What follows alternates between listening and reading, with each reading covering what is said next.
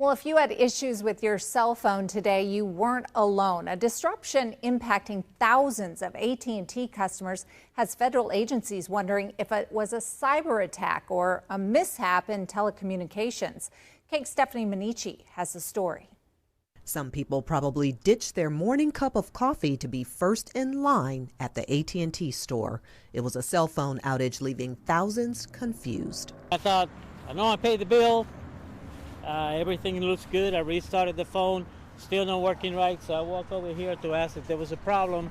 And indeed, they told me that the network is down nationwide.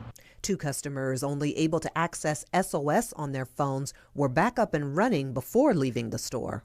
I walked in and I said, I'm having the same problem.